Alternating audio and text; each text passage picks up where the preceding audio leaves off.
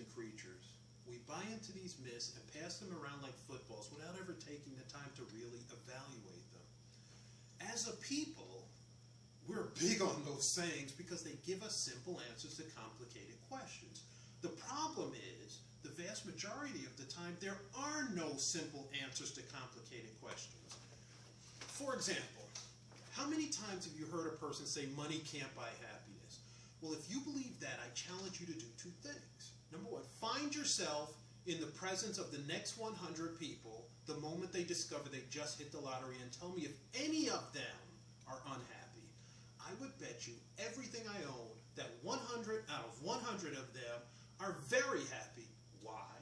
Because money just bought happiness.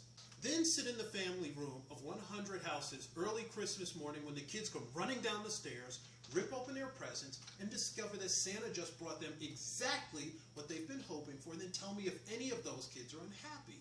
Since we all know who bought those gifts, obviously, money bought happiness. And once you turn it around, it becomes even more obvious.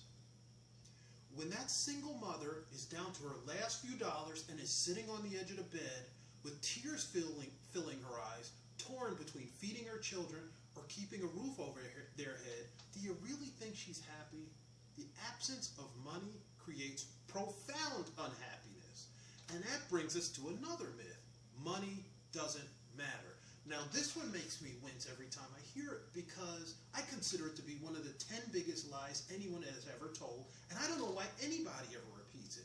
Let me tell you something. Unless you like sleeping under a bridge or foraging for food out of a dumpster, money obviously matters. And that's all I have to say about that. Another myth we hear is that money is the root of all evil. The problem with this one is that it's taken out of context. It's a truncated version of 1 Timothy 6:10, which says, "For the love of money is the root of all evil, which while some covet after, they have erred from the faith and pierced themselves with many sorrows." Think about it. Money and the love of money are two very different things.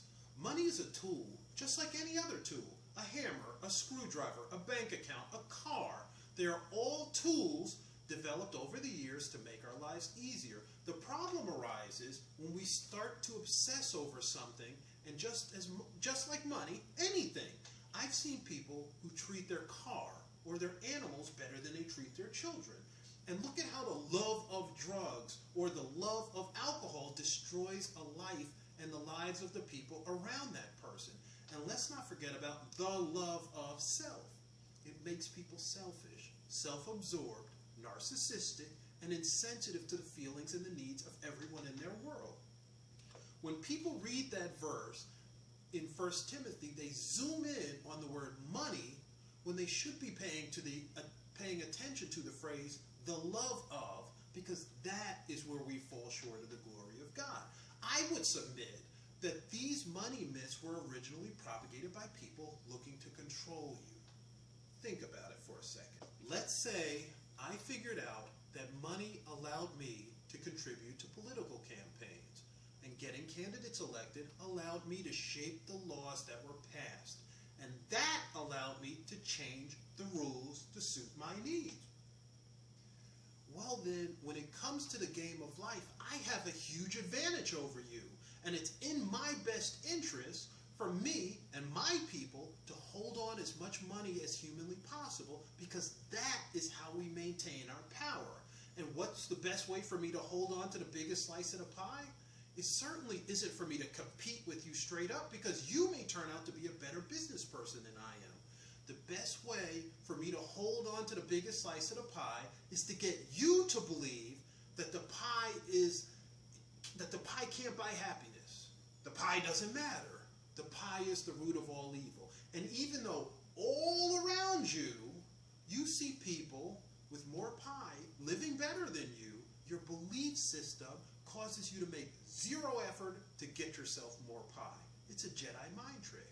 And it's something that we as a people need to acknowledge and grow beyond if we're ever going to have the opportunity to sit at the grown-ups table and negotiate our future from a position of strength. No, money is not everything, but it is important, and it's something we need to start wielding more responsibly if we're ever going to get out of this situation